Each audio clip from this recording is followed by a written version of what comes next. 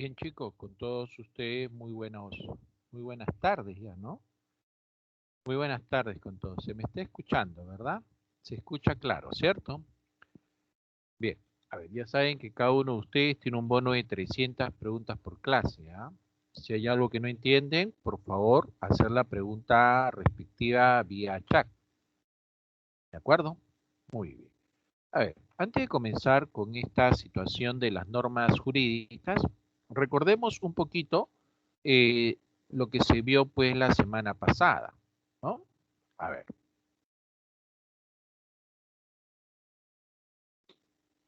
cuando se habla, por ejemplo, de los derechos humanos y también de las garantías constitucionales, ¿no?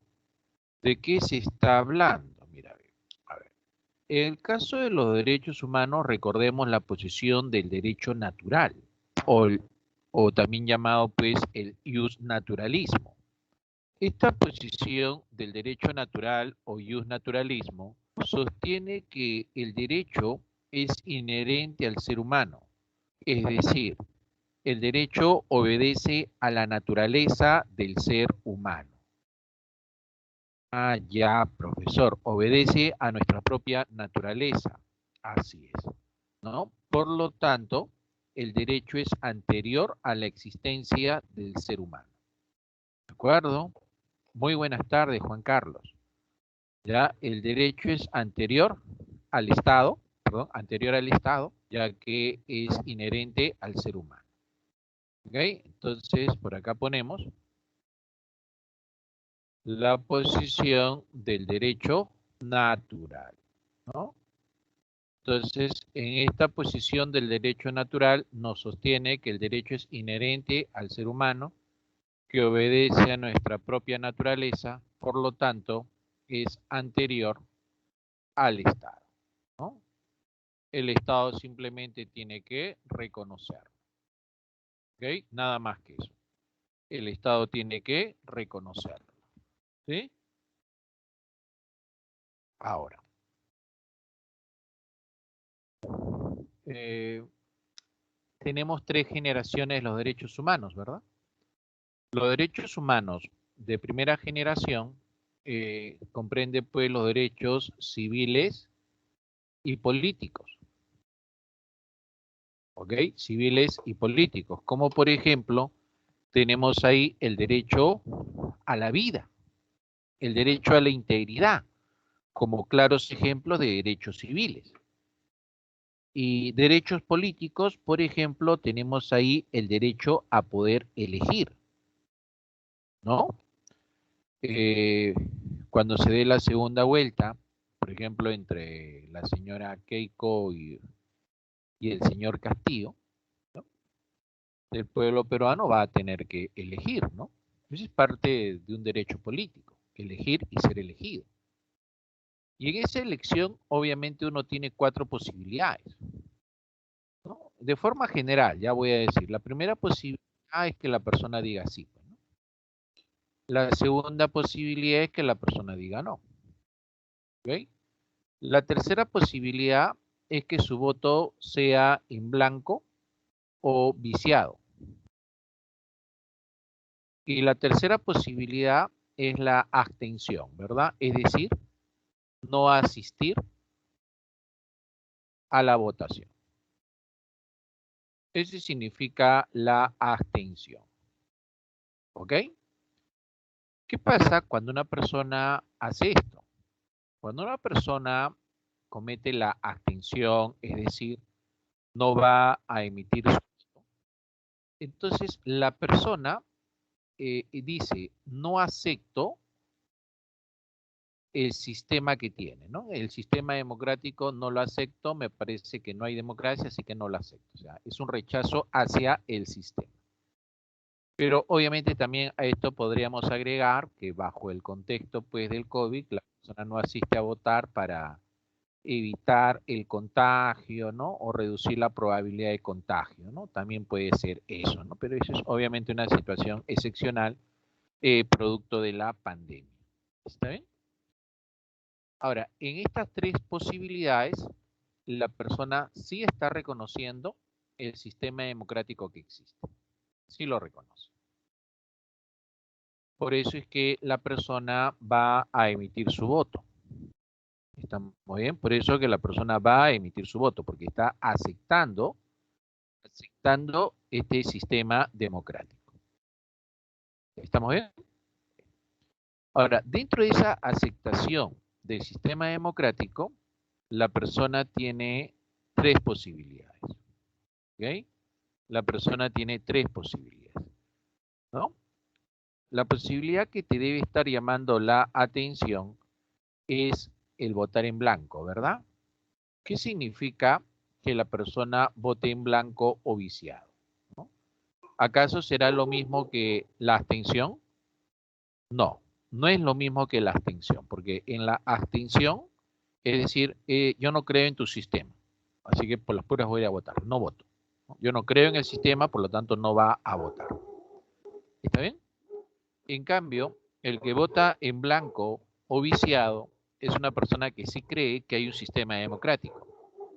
¿Ya? Y como es que está creyendo que existe un sistema democrático, por eso va a votar. Pero entonces, si él cree en el sistema democrático, ¿por qué vota en blanco? Vota en blanco o vota viciado por la sencilla razón de que él no está de acuerdo con las opciones que se están presentando. En este caso, la opción sería pues Keiko y Castillo, ¿verdad? Ah, bueno, ahí está esa dupla, ¿no? KC, ¿no? Eh, o CK a la inversa, ¿no?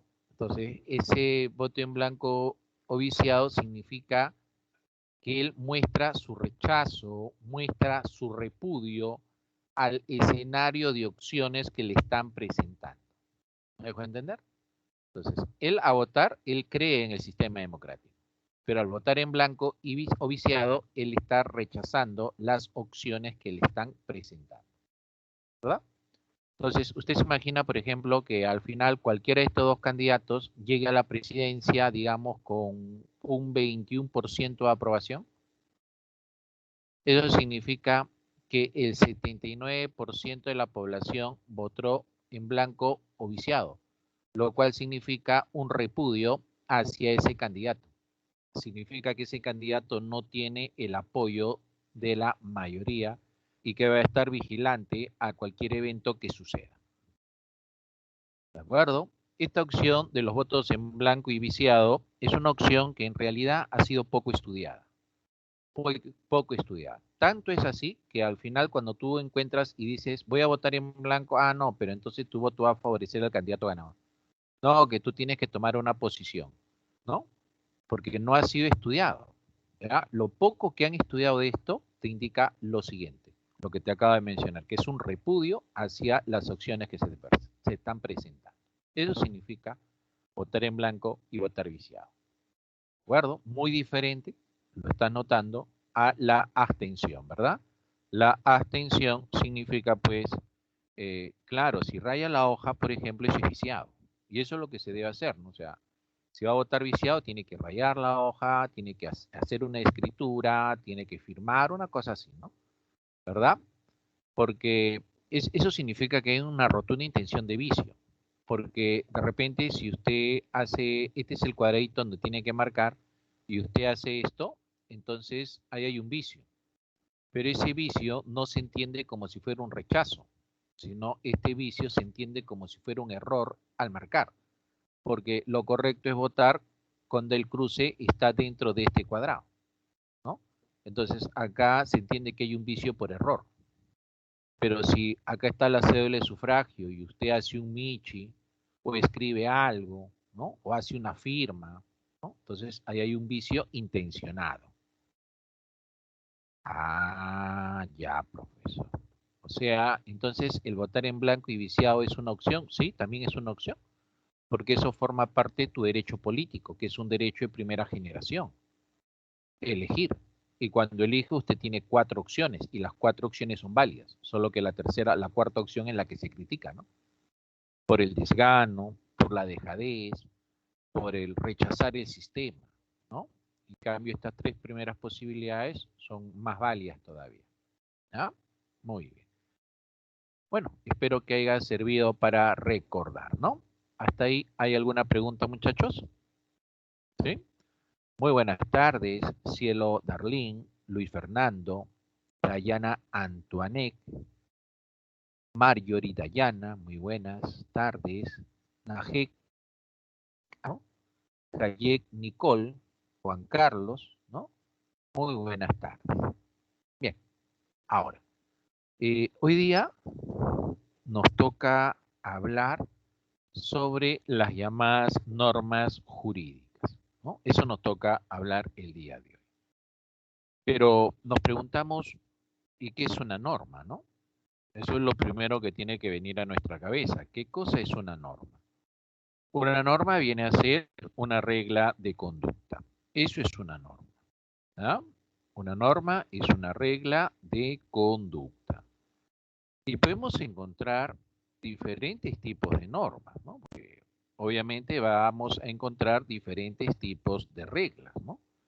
Por ejemplo, podemos encontrar normas morales, normas sociales, normas religiosas y las que vamos a ver al detalle, llamado las normas jurídicas. ¿Está bien? Ahora, eh, toda norma expresa una regla que hay que cumplir, ¿no? Por ejemplo, en la casa también tenemos reglas, ¿no? Reglas que tenemos que cumplir. ¿Y por qué es importante cumplir reglas? Porque nosotros, los seres humanos, vivimos en sociedad. Pero, profesor, ¿por qué tenemos que vivir en sociedad? Yo quisiera vivir de forma aislada. Bueno, si usted quisiera vivir de forma aislada, va a tener un problema. A ver, vamos a acordarnos de los economistas, ¿ya? Y los economistas hablan sobre la famosa división del trabajo, ¿no? Y en esa división del trabajo va a ocurrir, ¿qué cosa? Una especialización. Y cuando ocurre esa especialización, va a existir un incremento de la llamada productividad. ¿Estamos bien? Se va a dar eso. Se va a dar un incremento de la productividad, ¿no? O sea, un incremento del rendimiento, un incremento de la eficiencia, ¿no? Entonces, es muy bueno la división del trabajo. ¿Dónde usted puede observar esa división del trabajo? Esa división del trabajo claramente usted la puede observar en su distrito. En mi distrito, profesor, claro. Usted, por ejemplo, ahí ve qué cosa, ve pistas, ve casas, ve mercados. En esos mercados usted ve papas, camotes, arroz, lechugas, etc. Usted ve una diversidad, ¿no? Usted ve colegios, cada colegio ve diferentes profes, ¿no? etc. O sea, un distrito es una clara muestra que esta división del trabajo es importante, porque producto de esa división del trabajo pueden salir todas esas cosas. Pero para que salga todas esas cosas, nosotros necesitamos un grupo humano. Y cada ese grupo humano con una especialización diferente, ¿no? Porque pues, imagínense pues que todos hagan lo mismo, ¿no? Si todos hacen lo mismo, pues sería muy complicado, ¿no? Tiene que haber una diversidad, ¿no? Mire, su vecino, por ejemplo, de repente es ingeniero, el otro es abogado, el otro es taxista, por ahí es uno es médico, el otro es comerciante, ¿te das cuenta? Ah, y eso significa que todos nos necesitamos. ¿Estamos bien? Todos nos necesitamos. Entonces, es por eso que dicen, pues, el ser humano es un ser social. ¿Se da cuenta? O sea, tenemos que vivir en grupos. Y como vivimos en grupos, nosotros tenemos que ordenarnos. ¿Se da cuenta? Y para poder ordenarnos, nosotros necesitamos la presencia de reglas. Es decir, necesitamos la presencia de normas. Ahí está. Esas normas nos permiten ordenarnos a todo un grupo humano que vive en sociedad. ¿Qué le parece? Entonces, sí o sí tiene que haber normas, ¿verdad? ¿Cierto? Y aquel que no respeta las normas va a recurrir a una sanción, ¿verdad? Acá tenemos, por ejemplo, las normas que existen, ¿no? Mire usted, las normas están de negro y la de rojo, ¿por qué razón la he separado? Por lo siguiente, el incumplimiento de estas normas que aparecen acá, ¿verdad? El incumplimiento de estas normas genera una sanción, sí, pero de parte de la sociedad. Si estas normas se incumplen, ¿quién es la que sanciona? La sociedad. ¿Y la sociedad cómo sanciona? Ah, la sociedad va a sancionar con la crítica, con el ridículo, con la burla. Con eso va a sancionar la sociedad. Pero ojo, estudiantes, ¿qué pasa si lo que se incumple es una norma jurídica? Si lo que se incumple es una norma jurídica, uy, ay, ay, muchachos, el que sanciona es el propio Estado. ¿Y el Estado cómo va a sancionar? El Estado va a sancionar con la crítica. No, el Estado sanciona una multa o con pena privativa de libertad. Por ejemplo, cuando las personas cometen un delito, pueden cometer un delito culposo o un delito doloso, ¿no? Ahí está la diferencia, dolo y culpa. ¿Cuál es la diferencia, profesor? ¿Cuál va a ser la diferencia entre culpa y dolo? A ver, vamos a verlo. Cuando se dice que la persona tiene la culpa, significa que la persona tiene la responsabilidad de lo ocurrido. ¿Ya? La persona tiene la responsabilidad de lo ocurrido. Pero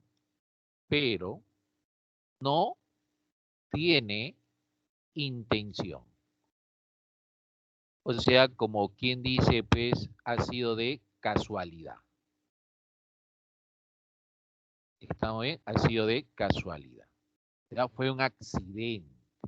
¿Ya? Él no quiso hacerlo, pero ocurrió, ¿no? Algo así, por ejemplo, cuando se acuerda usted jugaba fulbito en la pista de su barrio, ¿no? Y a veces pues uno de los compañeros entra en un estado de emoción, pues, piensa que está en el Estadio Nacional y mete un zapatazo que la pelota pues va y rompe la luna del vecino que está en el tercer piso, ¿no? Entonces pues tu compañero obviamente no tuvo la intención de romper la luna, ¿verdad? Fue un accidente, le estuvo jugando al igual que ustedes. Pero la rompió, ¿sí o no? O sea, tiene la culpa, sí, tiene la culpa porque tiene la responsabilidad, pero no ha tenido la intención de hacerlo. Diferente a decir que existe dolo. Acá sí hay una diferencia, porque aquí hay una responsabilidad. ¿Verdad? Hay una responsabilidad, igual que culpa, profe, igual que culpa, tiene responsabilidad de lo ocurrido.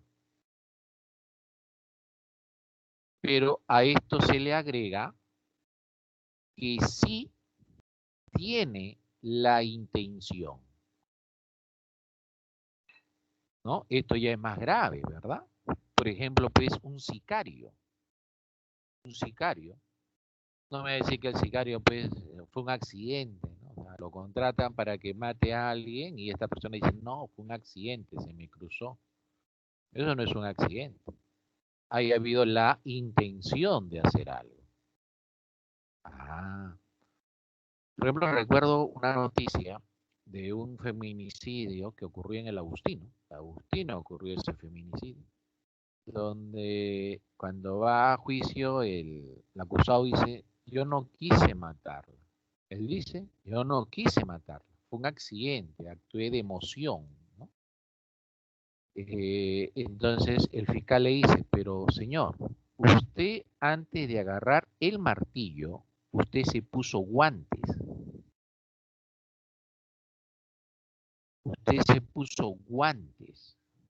Entonces, si usted, antes de agarrar el martillo, se puso guantes, ¿cómo es posible que usted diga que no ha tenido la intención de hacerlo? ¿Se da cuenta? Entonces, no es necesario, pues, que la persona confiese. O sea, si la persona confiesa, obviamente la sanción va a ser un poquito más leve, ¿no? Porque está confesando, está reconociendo, ¿verdad? Profesor, y si no confiesa, lo torturamos. No hay la necesidad de torturarlo. En la investigación del delito, ahí se va a demostrar si existe o no existe intención. Se demuestra todo, muchachos. Los especialistas sacan todo. Y obviamente cuando se demuestre eso, como la persona no ha tenido intención de colaborar, el juez pues va a ser drástico, muy drástico.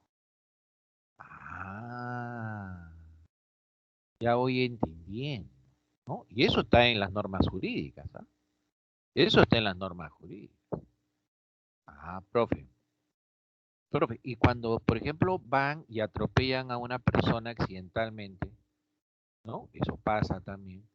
Entonces, el que maneja el vehículo, si atropelló a una persona, no se debe dar a la fuga. Nada. Profe, pero yo he tenido la responsabilidad de lo que ha pasado. Bueno, has tenido la responsabilidad, pero no la intención. Entonces, ¿qué prefieres? ¿Que te denuncien por culpa o por dolo? Profe, yo no quiero ir preso. Oye, pero tú lo has hecho, pues tú has cometido el delito, caballero, vas a tener que asumir. Pero tienes que detenerte y ayudar a la víctima, ¿no? Porque cuando tú muestras que quieres ayudar a la víctima, el juez va a ser más condescendiente, la sanción va a ser más leve. O sea que no me debo fugar, no, debes quedarte y ayudar a la persona. Porque si no, te van a inculpar que has tenido la intención de matarlo. Por eso, pero si ha sido un accidente, ¿cómo que voy a tener la intención? Es que lo que pasa es que cuando te has dado a la fuga, no has ayudado a una persona que necesita ser ayudada. Es por eso que ella se te cataloga que has tenido la intención. Ande, profe, sí. Tienes que quedar. Profe, y si yo he tenido la intención, profe, yo he tenido la intención. Bueno, sería algo muy loco que alguien haya planificado, pues, atropellar a alguien, ¿no? Sería muy loco, ¿no? Bueno, ahí sí esa persona ya está mal de la cabeza, ¿no? Bien. Bien, bueno, hasta ahí está claro. Si es culpa de ninguno. También puede, no, pero siempre tiene que haber, por lo menos, irresponsabilidad de alguien, ¿no? Por ejemplo, una persona que esté por la vía expresa, ¿no? Vamos a imaginar que esté por la vía expresa de noche, ¿no? Y justo por ahí se cruza una persona, vestida de negro todavía, ¿verdad? No se ve. O sea, si usted, por ejemplo, ha ido de noche por vía de tránsito rápido, por ejemplo, por la Panamericana, ¿no? Yo recuerdo cuando iba a dictar a pitadoras de San Juan de Miraflores, caramba, cuando nos regresábamos, a veces con colegas que tenían su auto, de noche no se ve. Pues yo no veía, estábamos pasando 9 de la noche por ahí y a veces se cruzaban las personas y tú no las veías, no te dabas cuenta. Entonces, ¿quién tiene ahí la responsabilidad? ¿El que está manejando o el que se cruza por la Panamericana? El peatón que se cruza por la Panamericana. Profesor, si lo atropella, ya no es responsabilidad del chofer, pero definitivamente el chofer debe detenerse para ayudar, no se debe ir a la fuga. Ahí la responsabilidad exclusiva es del peatón. Ah, entonces, profe, ahí el chofer no va preso, no, porque no tiene la culpa, pues no tiene la responsabilidad de eso. Ha sido imprudencia del peatón. ¿Ah? Profe, pero los puentes peatonales están muy lejos. Sí, pues caballero, uno tiene que caminar, pues no tienes otra opción, tienes que caminar. ¿No? Profe, pero la gente cruza la pista nomás. Ahí está, pues. ¿Qué está pasando? No respetamos las normas. Y cuando no respetamos las normas, viene un gran problema. ¿Ah? Analicemos estas normas. Vamos a comenzar con las normas sociales. Mira, las normas sociales es una, así es cielo, muy bien, así es. Las normas sociales es una construcción, ¿Ya? Las normas sociales resultan producto de una construcción de la interacción con las demás personas, ¿no? Es un acuerdo tácito, ¿no? O sea, implícito, sobreentendido de cómo debemos de actuar. Y de esa manera nos comportamos, ¿ya? De esa manera nos comportamos, ¿ya? Las normas sociales son normas externas a uno, ¿ya? Son normas externas a uno que nosotros la llevamos a cabo producto que nos relacionamos con otras personas, ¿no? Por ejemplo, recuerdo que estaba leyendo una tesis sobre normas específicamente y llegó a mi poder una tesis de la Universidad Autónoma de México. Y en esta tesis había una investigación sobre los vagabundos en México, ¿no? Los vagabundos en ese país, ¿no? Y los vagabundos decían, pues, que ellos eran libres, que ellos hacían lo que ellos querían. Entonces, eso es raro, ¿no? ¿Cómo van a ser libres, no? Sí, porque nos levantamos a la hora que queremos, vamos por donde queremos, ¿verdad? No le hacemos caso a nadie, sí, somos libres, no hay normas acá. Entonces se comenzó a realizar la investigación. Y cuando comenzaron a investigar, se dieron cuenta que entre los mismos vagabundos tienen reglas. Por ejemplo, una regla es que si el vagabundo más fuerte físicamente va y se lleva cosas del vagabundo más débil, y este vagabundo más débil reclama, el vagabundo más fuerte lo golpea, incluso hasta lo mata. Por lo tanto, eso ha hecho que cuando va el vagabundo más fuerte, el vagabundo más débil le entrega las cosas. Entonces, mírame, producto ahí de las relaciones entre las personas de ese grupo humano, se establecieron reglas. Y esas reglas que surgen producto de la interacción entre las personas se llaman normas sociales. ¿Se da cuenta? Ah. Recuerdo una vez que también llegó un manual de ética, ¿no? Y en ese manual de ética, bueno, aparte de la ética, hablaba de normas sociales, ¿no? Y decía, eh, cuando uno camina, uno debe caminar por el lado derecho de la vereda. O sea, seguir la misma regla que los vehículos, ¿no? Siempre se va por el lado derecho. Entonces, en la vereda, debes ir por el lado derecho. Entonces, si esta es la vereda, entonces tú estás en ese sentido, vas por tu derecha, que vendría a ser este lado. Y la persona que esté en sentido contrario va por su lado derecho.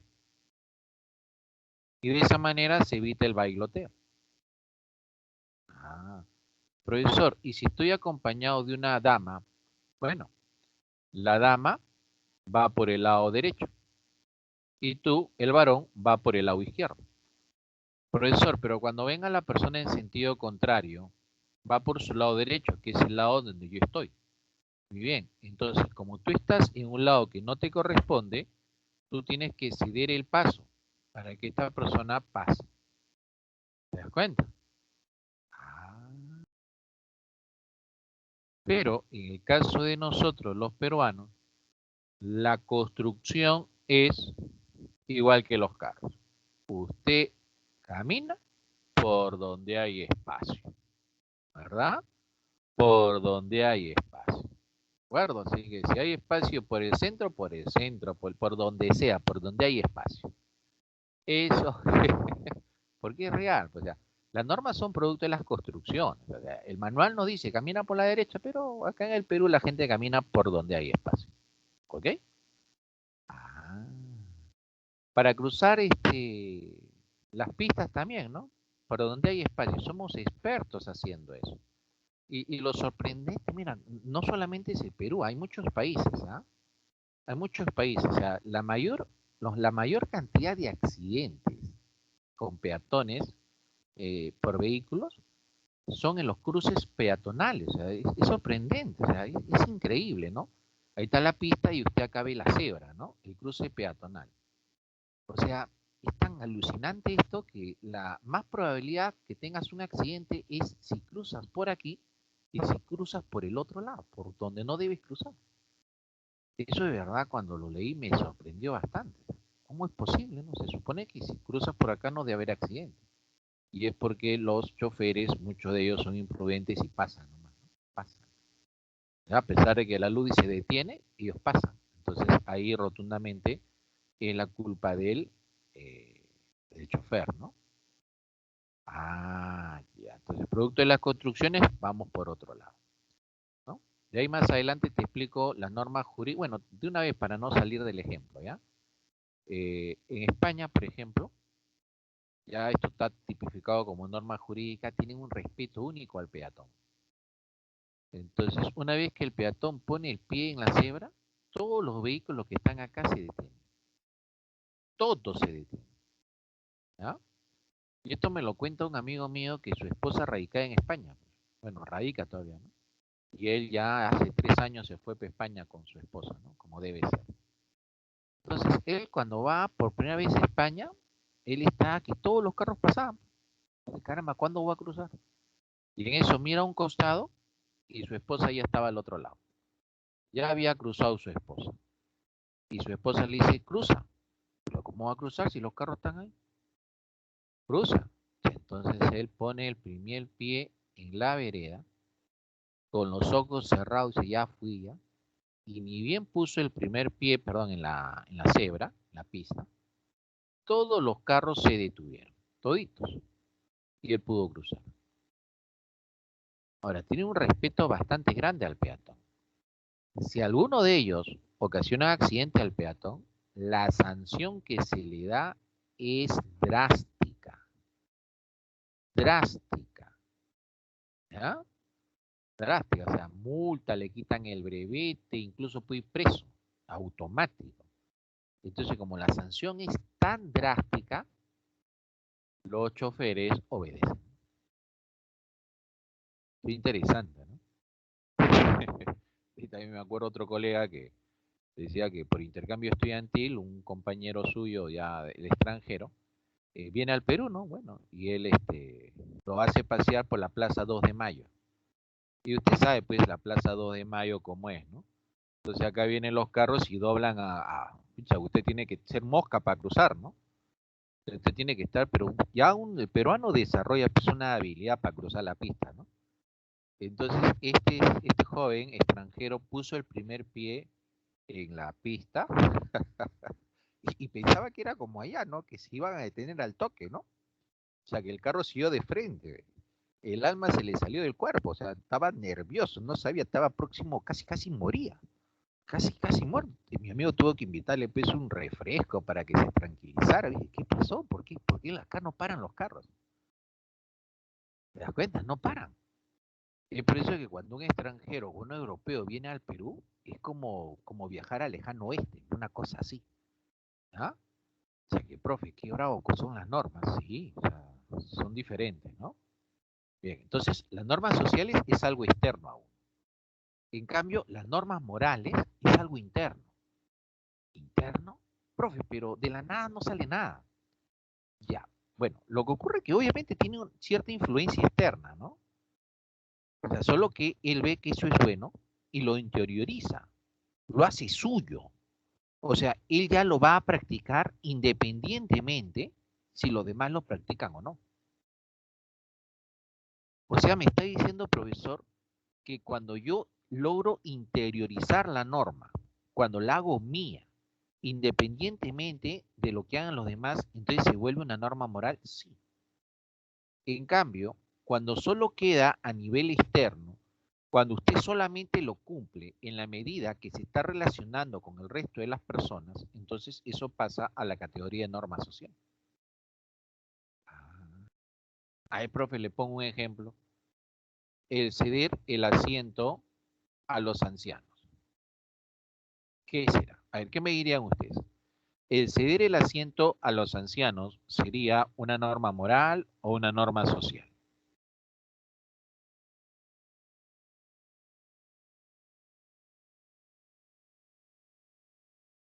¿Ya? Ahí había una primera respuesta. Moral, ¿qué dicen los demás? Ya, moral, perfecto, ya. Vamos a explicar. Hay normas que puede ser catalogado como los dos. Incluso hasta puede ser hasta jurídica. Porque hay unos asientos rojos reservados, ¿se han percatado? Reservados para la persona que lo necesite, ¿no? Adulto mayor, discapacitado, mujer embarazada, ¿no? Niños, ¿no? ¿Ok? Pero también a la vez es social y es moral, porque la sociedad entiende que hay que cuidar a nuestros ancianos, hay que cuidar a nuestros niños, mujeres embarazadas, discapacitados. Entonces es por eso que vemos un anciano y sabemos que se le tiene que dar el asiento, ¿verdad? Profesor, pero ¿qué pasa? A veces hay personas que sabiendo que tiene que darle el asiento, se hacen los dormidos o miran a los costados. Eso pasa, ¿sí o no?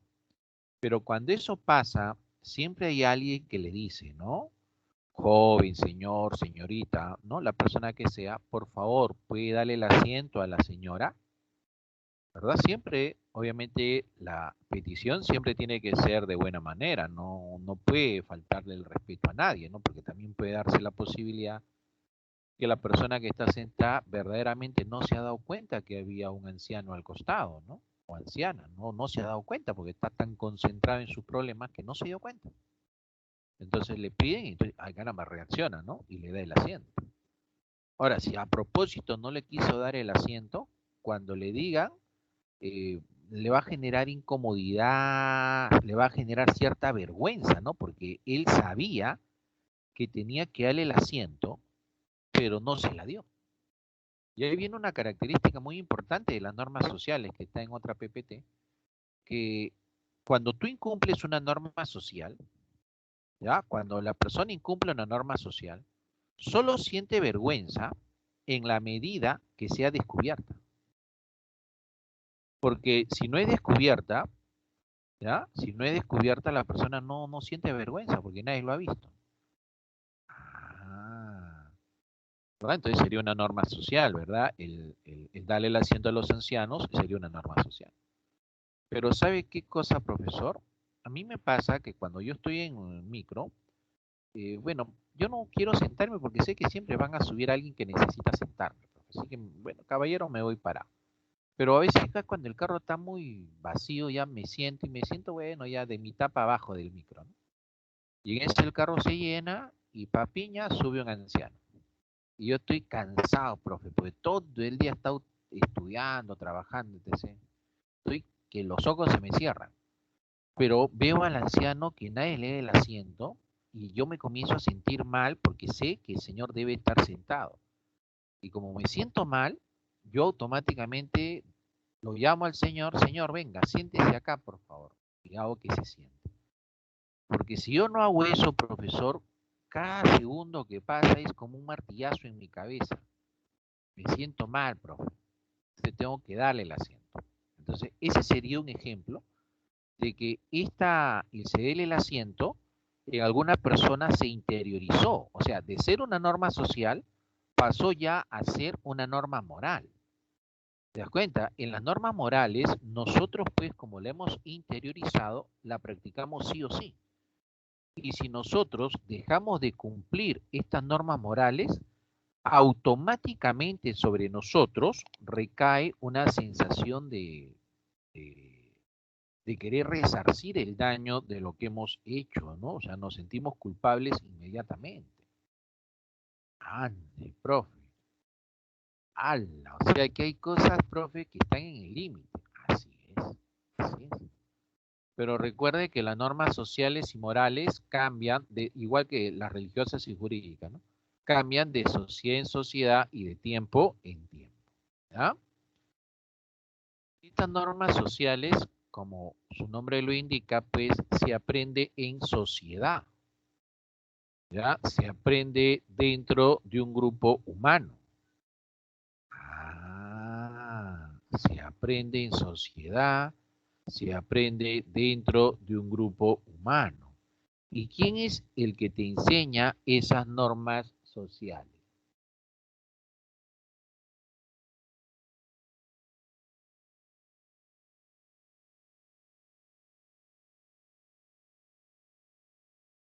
La familia, ¿verdad?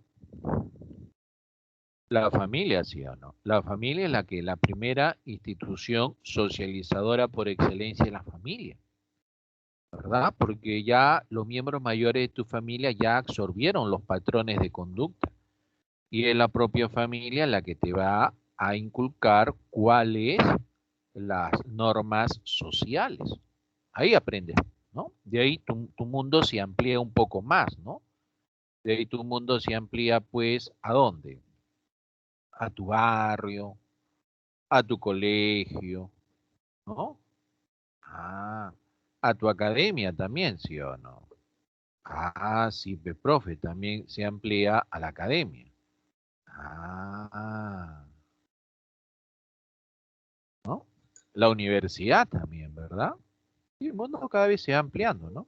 Y si algún día usted se va del país, cuando vaya a otro país, usted ahí también tiene que ser observadora, tiene que ser muy observador porque en otro país también tienen sus prácticas, tienen sus normas sociales. ¿Ya? Profe, solamente cuando vaya a otro país tengo que aprenderme normas de esos países, no. Cuando vaya a cualquier grupo humano. Dentro de Lima, usted vaya a diferentes zonas, visite diferentes grupos, ¿no? Y va a ver que tienen normas, obviamente parecidas, pero no iguales. Ahora, si va, bueno, usted no va a ir, ¿no? Pero si observa, por ejemplo, las mafias también tienen sus normas. Así, profe, claro. Las mafias también tienen sus normas. ¿Ya? Reglas que se han generado producto de la interacción entre ellos, ¿verdad? Por ejemplo, cuando un mafioso delata a otro mafioso, ellos ya saben muy bien que la sanción es drástica. ¿Te das cuenta? Es drástica. O sea, son normas que se establecieron en esos grupos. ¿Ya? Acá esto, bueno, esto lo pasamos rápido porque la familia pues es muy importante, ¿no? Solamente lo voy a mencionar, ¿ya? La reproductiva o biológica es tener hijos, perpetuar la especie humana, ¿no? O sea, uno tiene hijos porque uno quiere la inmortalidad, pero la inmortalidad no la ganamos como persona, ¿no? Porque vivimos poco tiempo, ¿no? 80, 90, por ahí alguien con más salud llega a 110, 120 de repente, no sé. Pero en realidad es un poco tiempo en relación a todo el tiempo que tiene el mundo, ¿no? Pero sí ganamos la inmortalidad a través de los hijos. Entonces la especie humana gana inmortalidad a través de la reproducción. ¿Ok?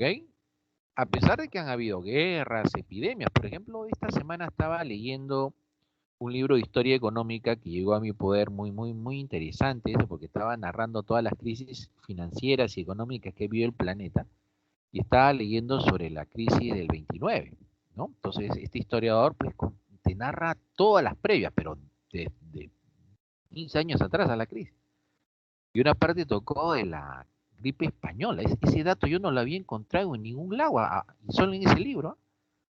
Y entonces, en ese libro narraba que la gripe española, mira, sale en el año 1918, 1918, 1919 y llega hasta 1920. 3 años duró la gripe española. 3 años. ¿Ah?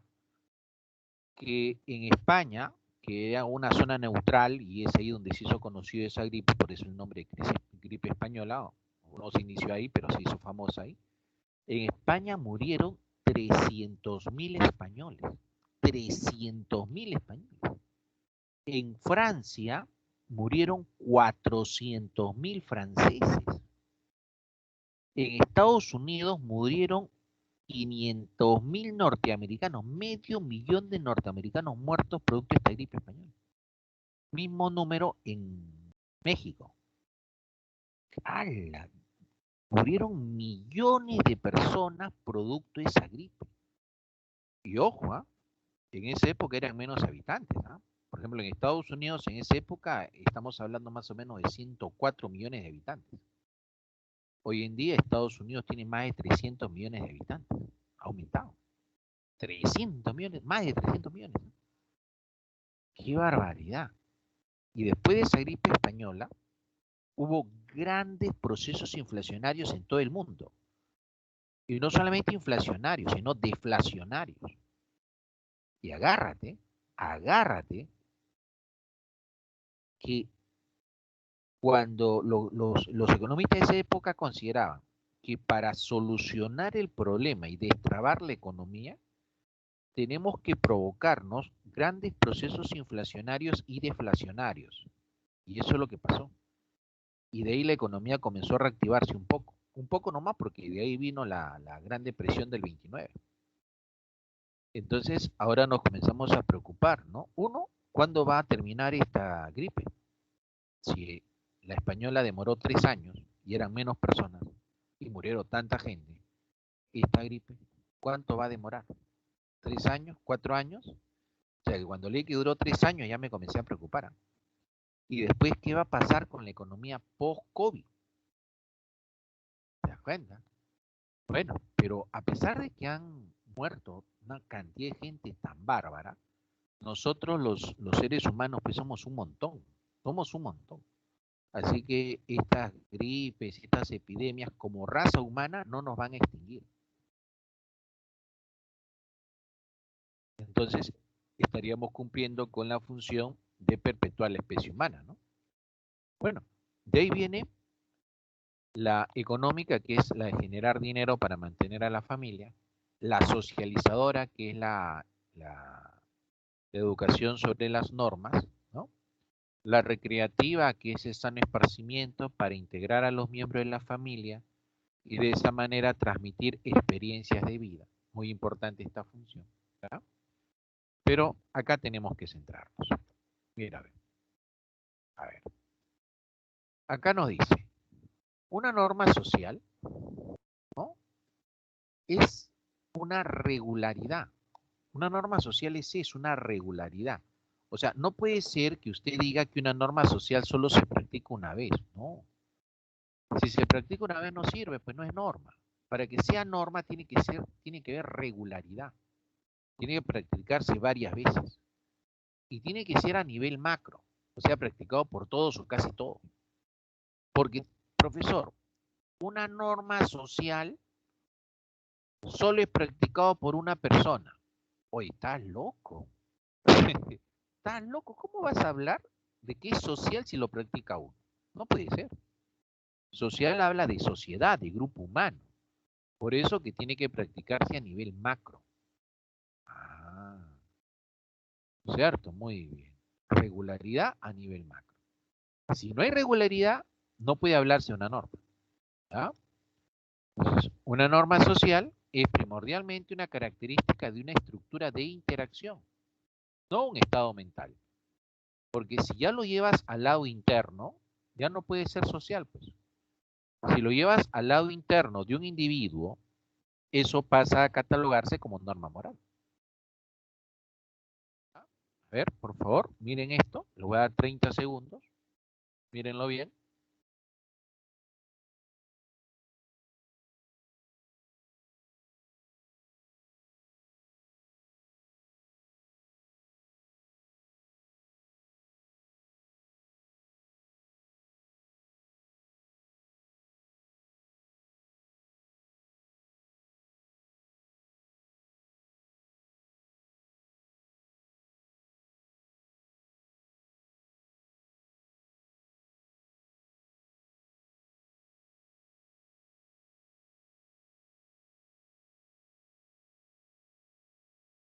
Muy bien. A ver, seguramente, ¿no? Le ha llamado la atención lo siguiente. Cuando se incumple una norma social, la persona que ha incumplido esa norma social siente vergüenza, ¿verdad? Pero esto hay que aclarar. Siente vergüenza solamente si es descubierto. Si no es descubierto no va a pasar nada. ¿Ok? Así que la vergüenza que va a sentir solo si es descubierto. Ahora, una vez que es descubierto, él siente vergüenza y va a querer ocultarse, va a querer correr, pero lo que te debe haber llamado la atención es esta parte. Suicidarse. Dígame ustedes, ¿eso será cierto o habrá habido un error ahí? A ver, voy a esperar su respuesta. ¿Será cierto que una persona que incumple una norma social ¿Va a querer suicidarse? Ya, acá ya veo una respuesta. ¿Y por qué será cierto, chicos? ¿Por qué querrá suicidarse si ha incumplido una norma social? ¿Sabes dónde, para que sea cierto, dónde tendría que cumplirse eso o dónde tendría que haber ocurrido? Ya, por la vergüenza. Sí es cierto, ¿no? La vergüenza, ¿no?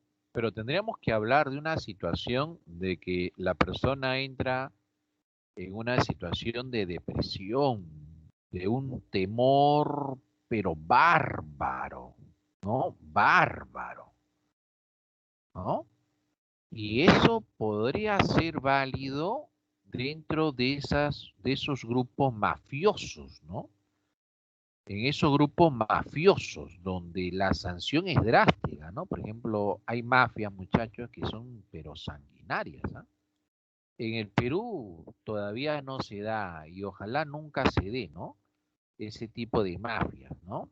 Pero hay mafias que ya están en América, están en Brasil, en Venezuela, en Colombia, en Centroamérica, ¿no? Que en Europa también, las italianas, chinas, son sanguinarias, ¿ah?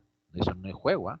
Nada que te van y te tiran un cocacho o un puño, no, nada, ahí es drástico, ¿no? Por ejemplo, mafias que siembran el terror en otras mafias, ¿no?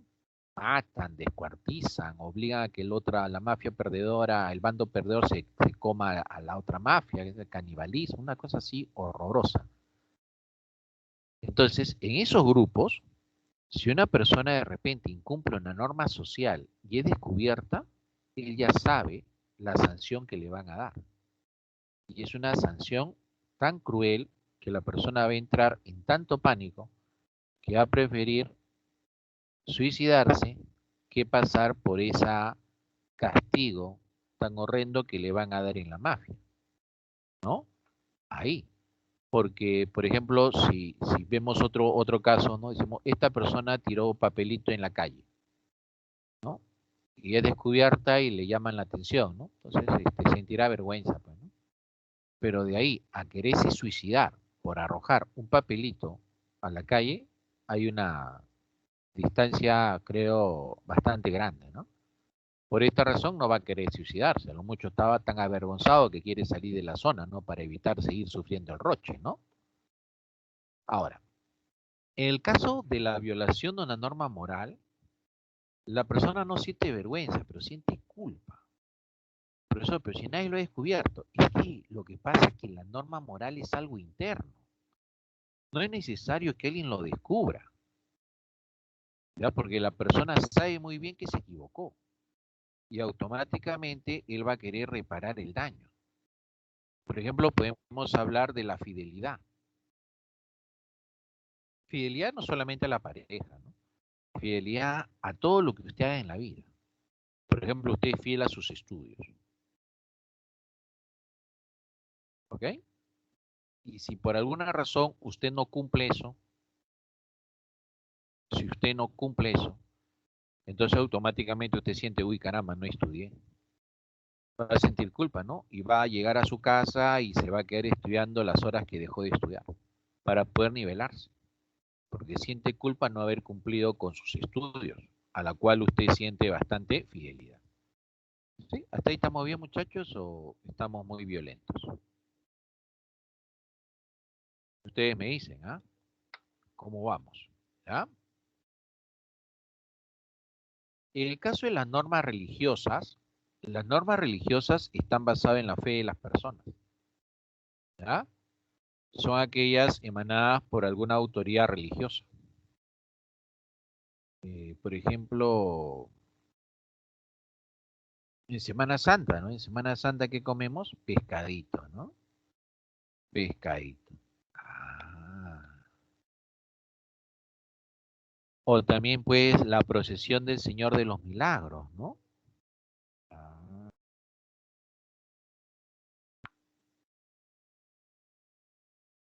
En algunas religiones, como la judía, la islámica, ellos no comen carne de cerdo. Imagínense que usted se casa con una señorita judía, islámica, o un jovencito judío o islámico, ¿no? Olvídese de la carne de cerdo, ¿no? Olvídese, ya fue su pan con chicharrón dominguero, con su camotito y rellenito, ya fue, ya. Ya no puede. Ya. Los 10 mandamientos, ¿no? O cubrirse el cabello, ¿no? En algunas religiones, ¿no? En el caso de las señoritas, ¿no? De las mujeres, ¿no? Ahora, esas tres normas, sociales, morales o religiosas, alguna de ellas puede elevarse a la categoría de normas jurídicas. Las normas jurídicas van a ser reglas de conducta, pero dadas por el propio Estado, ¿no? O alguna entidad estatal, ¿no? Por ejemplo, las municipalidades también pueden dar normas jurídicas. Las normas jurídicas que van a dar las municipalidades se expresan a través de las llamadas ordenanzas municipales. Ah. Profesor, ¿y el Estado por qué da normas jurídicas? El Estado da normas jurídicas definitivamente para poder regular la conducta entre todas las personas. ¿Ya? Ahora, si una persona incumple una norma, existe pues la fuerza coactiva y coercitiva. ¿Ya? La coercitiva es el aviso. La coercitiva es el aviso, es la presión subjetiva. Señor farmacéutico, si usted vende medicamento falso, va preso. Y si ese medicamento conduce a la muerte del paciente, pues entonces la sanción se incrementa. ¿De acuerdo, muchachos? Ah, claro, ¿no? Ahora, estas normas jurídicas pueden ser para obligar, para prohibir o para permitir. Cuando ponen una norma jurídica, pues no te preguntan, señor, ¿usted está de acuerdo con la norma? No, no nos preguntan. Simplemente la norma jurídica la tenemos que cumplir. Nos obligan, nos prohíben o nos permiten, ¿no? Por ejemplo, a partir de determinada hora no se puede salir a la calle. A ver, ¿a quién le han preguntado si está de acuerdo o no con la norma? A ver, levante la mano a quién le preguntaron. Nadie, ¿verdad? A ninguno de nosotros nos preguntaron. Simplemente se puso y se acabó. Tenemos que cumplirlo. Está prohibido salir a determinada hora. Profe, pero la gente sale. Sí, pues, sale, ¿no? Y esa es una muestra, pues, que el Estado, y ahí viene una crítica que haría Hans Kelsen. Hans Kelsen, jurista austriaco, que estableció, pues, todo un ordenamiento jurídico de las normas, dice algo muy cierto, ¿no? Para que algo se convierta en norma jurídica, el Estado tiene que tener la capacidad de poder sancionar su incumplimiento. Porque si el Estado no tiene esa capacidad para sancionar ese incumplimiento, entonces no puede ser norma jurídica. Es algo que hablaba bastante Hans Kelsen, ¿no? Entonces, si el Estado dice no puede salir a partir de las 9 o 10 de la noche, pues no puede salir. Y si salgo, entonces el Estado tiene que sancionar. Y la sanción tiene que ser una multa, pena de cárcel. El Estado tiene que tener la capacidad de sancionar. Si no tiene, no lo hace, entonces Hans Kelsen dice que eso no podría ser norma jurídica. ¿Ya? Ahora, dentro de las características, tenemos una característica que dice generalidad. Generalidad significa que una norma no tiene nombre propio. Una norma no tiene nombre propio. Una norma es para todos. ¿Ya? Una norma no se hace para una persona específica. Una norma se hace para todos. Ah. O sea que si un grupo de personas reclama una norma y por ahí la ganan, el Estado la aprueba, esa norma no solamente es para ese grupo. Ese beneficio no solamente es para ese grupo, el beneficio viene a ser para todos. ¿Por qué para todos? Por la situación de la generalidad de las normas. ¿Estamos bien? Perfecto. A ver. Bilateralidad. ¿Hasta ahí estamos bien, chicos?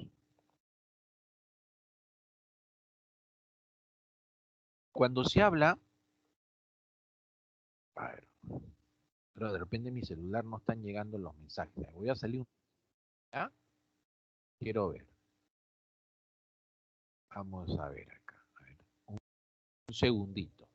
¿Ya? A ver.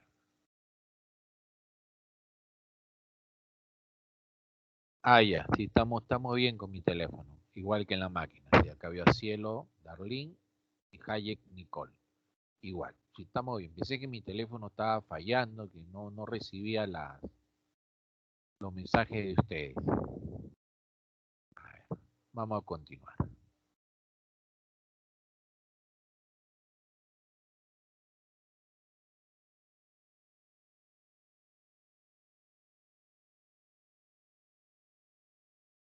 Ya está. Entonces, ahí vemos lo que es bilateralidad. La bilateralidad significa que lo que es derecho para mí es deber para otra persona, ¿no? Lo que es derecho para mí es deber para otra persona. Lo que es derecho de otra persona es deber para mí. ¿De acuerdo? Por ejemplo, el padre y el hijo, ¿no? El hijo menor de edad, lo que se conoce con el nombre de hijo alimentista. Se le dice hijo alimentista a aquel hijo en el cual el padre todavía tiene la obligación de mantener. Entonces, ahí vemos el padre que tiene la obligación de mantener a su hijo menor de edad, darle alimentos, ¿no? Cuando se dice que tiene la obligación de darle alimentos, en el sentido jurídico, alimento significa pues comida, significa estudio, significa vestimenta, ¿no? Significa una vivienda, ¿no? O sea, eso significa. Así que no solamente vayan a pensar alimento, allá su arroz con pollo, con su papa a la huancaína, no, es todo, ¿ya? ¿Y hasta qué edad el padre tiene obligación de mantener a su hijo? Hasta los 18 años de edad. Pero si este chico sigue estudios con éxito, el padre tiene la obligación de mantenerlo hasta los 28 años de edad. ¿Estamos bien? A la pro. Tanto, sí, sí. Profe, y si mi padre nunca me ha dado nada, simplemente me abandonó. Ah, si ese fuera el caso, obviamente el niño con su mamá podrán denunciarlo y él tendrá que pagar. Ah, tendrá que pagar. Así es, así es. ¿Estamos bien? Ahora, irretroactividad. La irretroactividad significa que la norma no va hacia atrás. La norma siempre va hacia adelante. Una norma entra en vigencia a partir del día siguiente de su publicación en el diario oficial El Peruano. ¿Bien? Por ejemplo, si la norma se publicara el día lunes, su vigencia es a partir de las 0 horas del día siguiente, que en este caso sería el día martes. El día martes hacia adelante. ¿Está bien? Por ejemplo, vamos a imaginar que en el Perú se apruebe la pena de muerte a los violadores. ¿Ya? ¿Saben ustedes que si en el Perú se aprueba la pena de muerte a los violadores, automáticamente saldríamos del Pacto de San José de Costa Rica?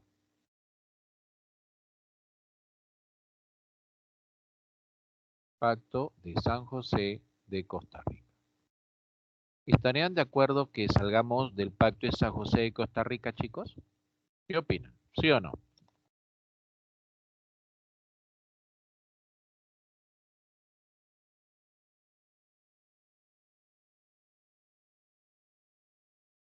Claro, ¿no? Yo también opino que no. Porque si renunciamos a este mecanismo de protección de los derechos humanos a nivel internacional, estaríamos dando cabida que dentro del Perú se establezca una dictadura. Por eso es que no debemos salir de este pacto, nunca. Pero este es otro problema, ¿no? O sea, ¿cómo hacemos con esta situación, ¿no? Porque no es correcto pues que se esté violando, obviamente, ¿no? Tendríamos que establecer de repente medidas drásticas, ¿no? Pero que se cumplan, pues, ¿no? No medidas suaves, ¿no? Sanciones drásticas para los violadores, ¿no? Cadena perpetua, pero que sea perpetua de verdad, ¿no? No que sea pues 25 o 30 años de cárcel, sino que sea perpetua de verdad, que nunca más salga, ¿no? Y que vive en un cuartito recluido sin ver a nadie toda su vida. Ahora, pero vamos a imaginar que sí se establece. Vamos a dar ese ejemplo. Vamos a imaginar que se da la pena de muerte y se publica el día lunes. ¿Qué pasa con el individuo que comete ese repudiable delito el día lunes? ¿Lo matan o no? Y la respuesta es que no lo matan. No lo van a matar.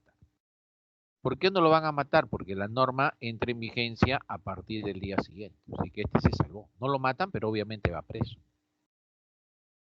Ah. Profe, ¿y esa norma no puede ir hacia atrás? ¿No puede ir hacia atrás esa norma? No.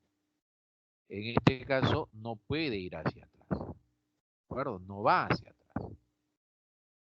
Ah.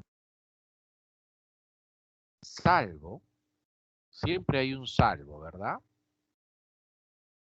La norma sea penal y favorezca al reo.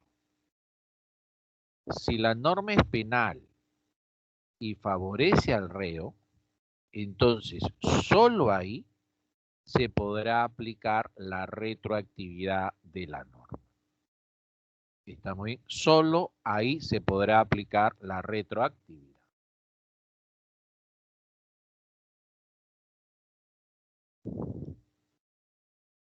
Por ejemplo, vamos a imaginar que la norma diga, se anula la pena de muerte.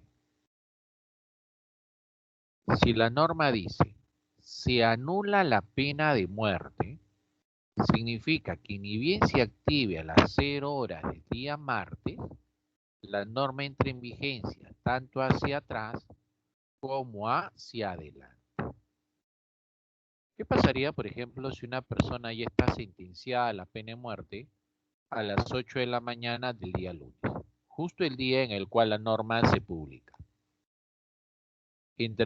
¿Lo matarían o se salvaría esta persona? Mira, la norma dice, si anula la pena de muerte, salió pública el día lunes, y justo este día lunes a las 8 de la mañana, esta persona tiene que ser ejecutada. La pregunta es, ¿lo ejecutan o se salva?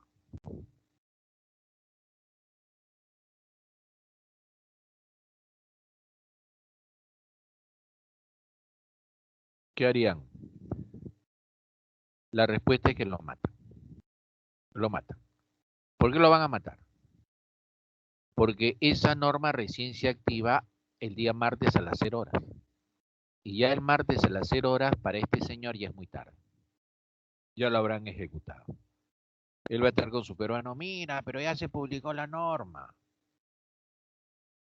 Ya se publicó la norma, está bien, señor, pero esa norma entra en vigencia recién mañana. Mañana usted me puede reclamar. Pero ya es tarde, señor. Ya es tarde porque ya fue, pues ya ejecutaron. O sea, este sería un tipo piña, pero no piña, ya salado, ¿no? ¿Ah? Ahora, luego tenemos este caso, ¿no? Para verlo, ¿no? El caso de Abimael Guzmán, por ejemplo. El caso de Abimael Guzmán, eh, con la Constitución del 93 se establece la pena de muerte por terrorismo. ¿Ya? La pena de muerte por terrorismo. Pero a Abimael Guzmán no lo pueden matar. Profesor, ¿por qué no lo pueden matar? Porque cuando él comete sus delitos, está vigente la Constitución del 79. ¿Está bien? Y esta Constitución del 79 no contemplaba la pena de muerte por terrorismo. ¿De acuerdo? Por eso no lo pueden matar.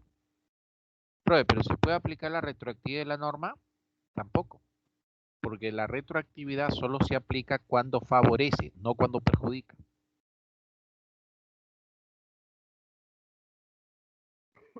¿Tiene jerarquías? Claro que sí. Tiene niveles. Están ordenadas en niveles, ¿no? En el nivel más alto, que es el nivel constitucional, tenemos primero a la Constitución política, la famosa Carta Magna, la famosa Ley de Leyes, ¿no? También en ese mismo nivel tenemos a los tratados internacionales que versan sobre derechos humanos, ¿ya? Y a la ley de reforma constitucional. Esta ley de reforma constitucional que está en el mismo nivel, ¿ya? Tiene procesos, ¿no? Tiene dos caminos para poder lograr la reforma constitucional. El camino número uno es que se obtenga mayoría absoluta en el Congreso. Mayoría absoluta en el Congreso se da cuando se presenta una situación en la cual obtenemos una votación mayor o igual al 50% más uno de los votos totales.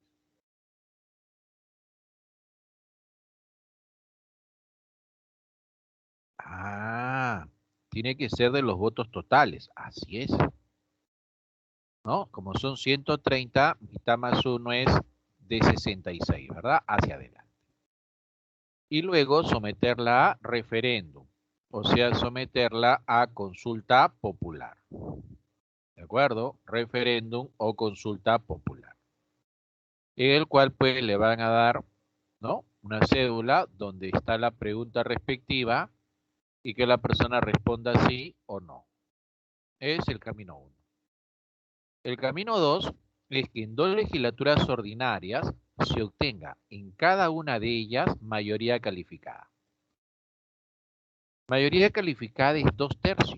2/3 del total es en mayoría calificada, que vendría a ser 87 votos en cada una de ellas. ¿Ya? Esa es mayoría calificada. Entonces, por cualquiera de estos dos caminos se puede obtener la reforma constitucional, ¿no? Pero obviamente esta reforma constitucional es para la situación de cambiar algunos artículos, lo que se conoce con el nombre de modificatorias. Está muy bien, modificatoria. Ya cuando se quiere cambiar toda la constitución, ahí se tiene que convocar a una asamblea constituyente. Está muy bien, que es lo que está proponiendo este señor Castillo, ¿no? Cambiar toda la constitución, ¿no? Lo cual particularmente a mí me genera preocupación porque es como decir, vamos a construir otra casa, ¿no? ¿Cierto? Puede ser tentador, ¿no? Pero el construir otra casa, primero hay que saber y cómo la vamos a construir, ¿no? ¿Qué va a tener? O sea, no se trata de decir si vamos a construir otra casa, ¿no sabes qué? Tu casa de 2 pisos la vamos a derrumbar y vamos a hacer una casa de 7 pisos. Pero de repente en tu zona pues no se puede construir más de 2 pisos, ¿no? El suelo no lo aguanta. Entonces, en vano está construir 7 pisos. ¿Ya? Ahora, en el nivel legal tenemos, por ejemplo, a las leyes orgánicas. Las leyes orgánicas sirven para crear o poner en funcionamiento una entidad estatal, como es el caso de un municipio, un órgano autónomo, ¿no? Después tenemos a los decretos legislativos. Estos decretos legislativos son normas dadas por el Poder Ejecutivo, gracias a que el Congreso lo autoriza. O sea, acá pareciera que hay una trampita, ¿sí o no? Pareciera que hay una trampita. Es dado por el Ejecutivo, pero gracias a que el Congreso le autorizó en materia específica y por tiempo determinado. O sea, tampoco es que le dé carta blanca, ¿no? Por ejemplo, el gobierno de Toledo, esta señora, Beatriz Merino, abogada sanmarquina, se convirtió en la primera mujer en ocupar el cargo de primer ministra, de premier, ¿no? Fue el primer premier mujer, ¿no? O la primera premier, ¿no? Bueno, premier sí sigue siendo, no sea varón o mujer, es premier, ¿no? ¿Ya? Y también es importante esta señora porque también fue defensor del pueblo, o digo defensora, ¿cómo es? Defensor creo que es, ¿no? El nombre es defensor del pueblo. Primer defensor del pueblo, mujer, ¿no? O sea, mira, San Marquina, tu futura casa de estudio. Entonces, ella, cuando era premier, se acercó al Congreso a pedir facultades legislativas en materia tributaria. El Congreso lo debatió y al final dijo, vale, te damos la autorización. Y pudieron dar decretos legislativos y crearon el ITF, pues el impuesto a las transacciones financieras. El decreto de urgencia. El decreto de urgencia se da ante una emergencia de tipo económica y financiera, ¿ya? Pero nunca los decretos de urgencia pueden contener materia tributaria. Eso está prohibido. No se pueden dar decretos legislativos en materia tributaria, ¿ya? No se pueden dar decretos legislativos, perdón, decretos de urgencia en materia tributaria. Si se hace, eso sería inconstitucional. Ahora, por ejemplo, tenemos una emergencia, ¿no? Económica y financiera causada por este virus que está andando en el mundo. Y eso ha hecho que el gobierno peruano puede emitir varios decretos de urgencia. Por ejemplo, para estos bonos han sido dados, muchachos, por decretos de urgencia. Ah, dinero destinado al sector salud, o sea, una ampliación de dinero, aumentos, bonificaciones, etc., también ha sido producto de decretos de urgencia. Ah, ya, profesor. Perfecto. Bien, muchachos. Vamos a dar el examen, ¿ya? Vamos a dar el examen. Vamos a dejar de grabar. Éxitos.